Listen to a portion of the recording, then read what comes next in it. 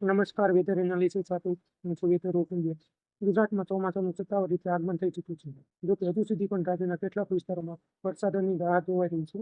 છેલ્લા 2 દિવસ સુધી સૌરાષ્ટ્ર અને દક્ષિણ ગુજરાતમાં વરસાદની સારી શરૂઆત જોવા મળી છે, જ્યારે ઉત્તર અને મધ્ય ગુજરાતના કેટલાક વિસ્તારોમાં હજુ વરસાદ ઓછો રહ્યો છે. આજે ક્યાં વરસાદ પડ્યો? આજે બપોર બાદ સૌરાષ્ટ્રના અનેક વિસ્તારોમાં સારો વરસાદ નોંધાયો છે, ખાસ કરીને અમરેલી, સાવરકુંડલા, મહુવા અને દરિયાકાંઠાના વિસ્તારોમાં. દક્ષિણ ગુજરાતમાં વલસાડ, તાપી, નર્મદા અને ડાંગ જિલ્લામાં છૂટાછવાયા વરસાદી ઝાપટા નોંધાયા. છેલ્લા 24 કલાક દરમિયાન ત્યાં કેટલો વરસાદ થયો છે? સાબરકાંઠામાં ખેડબ્રહ્મમાં 0.63 વરસાદ થયો છે. બોટાદમાં 0.39 વરસાદ, જૂનાગઢમાં 0.16 અરવલ્લીમાં 0.16, ભરૂચ જિલ્લામાં 0.12, મહેસાણામાં 0.08, પાટણમાં 0.08, વલસાડમાં 0.10 વરસાદ થયો છે. આગામી દિવસોમાં વરસાદની આગાહી.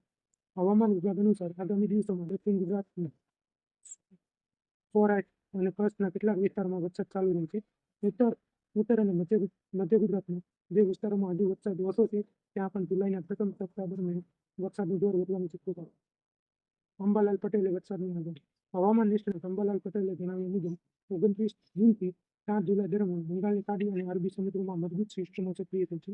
ઉત્તર ગુજરાત, મધ્ય ગુજરાત અને પૂર્વ ગુજરાત, દક્ષિણ ગુજરાત, સૌરાષ્ટ્ર અને કચ્છના અનેક વિસ્તારોમાં ભારેથી અતિ ભારે વરસાદ પડી શકે છે. કેટલાક વિસ્તારોમાં 3 થી 4 ઇંચ અથવા તેનાથી પણ વધુ વરસાદ થવાની સંભાવના. જુલાઈ મહિનામાં ચોમાસું વધુ મજબૂત બનશે અને રાજ્યના મોટાભાગના વિસ્તારોમાં સારો વરસાદ નોંધાશે. જો વચ્ચે ચોમાસામાં થોડો વિરામ આવે તો ખેડૂતોને પાક મુજબ પિયત અને પાણીનું યોગ્ય આયોજન રાખવાની સલાહ આપવામાં આવે. જુલાઈમાં વરસાદની સારી સંભાવના હોવાથી ખેતી માટે અનુકૂળ સ્થિતિ સર્જાઈ શકે.